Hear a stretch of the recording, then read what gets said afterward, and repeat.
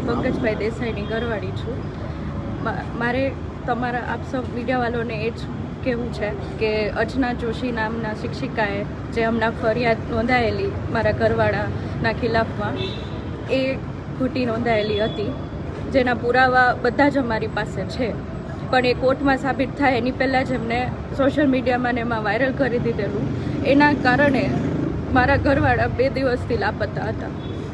અત્યારે બપોરના જ અમને કોલ આવેલો વારાણસી હોસ્પિટલથી કે એમને સુસાઇડ કરેલું, દવા પીધેલી છે અને એમની કન્ડિશન બહુ સિરિયસ છે ત્યાં, એટલે એમની ટ્રીટમેન્ટ અત્યારે ચાલે છે. આ ખોટી ફરિયાદના લીધે મારા ઘરવાળાએ આ પગલું ભરેલું અને વિડીયો બી મોકલેલો છે સુસાઇડ કરતી વખતે, જેમાં અર્ચના જોશી જે હનુમાન મઢી પાસે રહે છે, જે અમારા મેરિડ હતા, ડિવોર્સી છે ને 17 વર્ષનો છોકરો છે, જેની કસ્ટડી બી એમના હસબન્ડ પાસે ગઈ છે અને એમને આવા જ કેટલા બી અફેર હતા. મારા ઘરવાળો પહેલો નહોતો અને આ બધું જાણી જોઈને એમને કરેલું છે. અમે એમને માંગણી કરેલી, એટલા પૈસા બી આપેલા હતા, જ્યારે મારા ઘરવાળાએ તો કોઈ વાયદા જ નથી કર્યા એમને લગ્નના. જે લગ્નનો વાયદાનો દાવો કરે છે એ ખોટો છે. મારી માંગણી એટલી જ છે કે મારા ઘરવાળાને આજે કાંઈ થયું તો એની જવાબદાર અર્ચના જોશી રહેશે.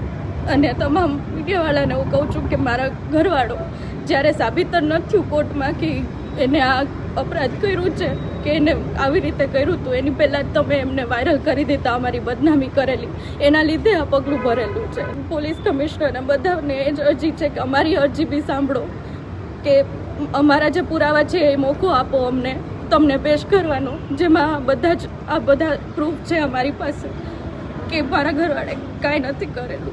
જે રિલેશન હતા એ જેન્યુઅનલી જ હતા બે વચ્ચે. અર્ચના જોશી કરીને એક શિક્ષિકા છે, એને મારા છોકરાને ખોટા આરોપમાં ફસાયો છે અને 2 દિવસથી મારો છોકરો લાપતા છે. અને અત્યારે છે ફોન આવ્યો છે અમને વારાણસીમાંથી કે તમારા છોકરાએ સુસાઇડ કર્યું છે અને દવા પીધી છે એને, અત્યારે સાવ સિરિયસ છે. એના માટે હવે મીડિયા કે પોલીસ શું કરવાના છે અમારા સન માટે?